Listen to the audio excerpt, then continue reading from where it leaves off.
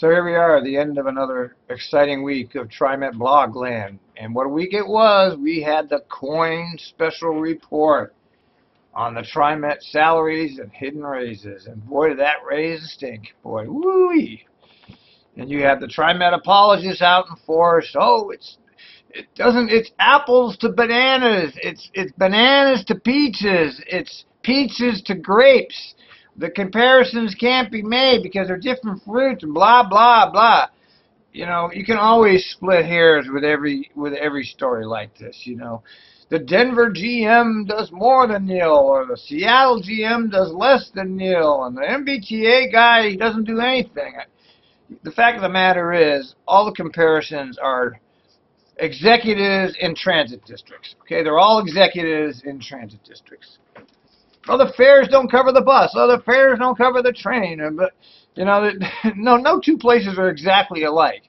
But the thing about Denver and TriMet is they're ranked right next to each other. That's why they chose that particular place to look at, because they're ranked sequentially there. The two systems are, whoever does these rankings, who the hell knows who does it, have these two cities next to each other. You know, it's kind of sad to see all of the people going crazy. I mean, the bottom line with the story, and I think that people get so into the stupid details sometimes that they miss the story. What was the point of the story? The point of the story is that the executives stole a whole bunch of money when they were cutting services. They actually imposed service cuts on people and took raises, and they didn't tell anybody. Oh, they have their excuse. Oh, it's standard accounting procedure to take it out of the contingency fund. It's under Section 25-2 of the Oregon Code. Come on, you know, it's like, we all know what you did. It was underhanded and awful, and you should have given it back. What you should do, Neil and your crony, give the damn money back. But would you ever think of that? No, not you. Not the great Neil McFarlane. He would never give it back. No, I've deserved it. I haven't had a raise in 3 years. I'm only making $218,000. I need $221,000. Goddamn it! I'm worth every goddamn penny, mother.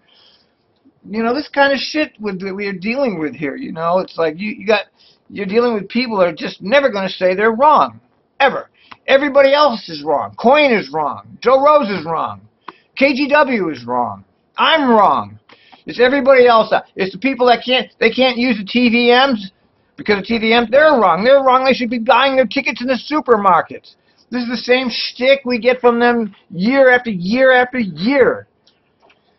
You know, what are you going to do, man? You know. But the one thing the KOIN thing did do is it shook them up. It shook up the executives like they've never been shook up before. For that, I congratulate the KOIN and Jeff Gianola for having the nerve to do something like that. I know it's not easy to go after that clique of people. You know, TriMet's extremely powerful. They can ignore people like me, but they can't ignore people like Jeff Gianola and the mainstream media and Joe Rose, or the mainstream media. They have to pay attention to. You know, me and Lane and the lunatic fringe, as they call us.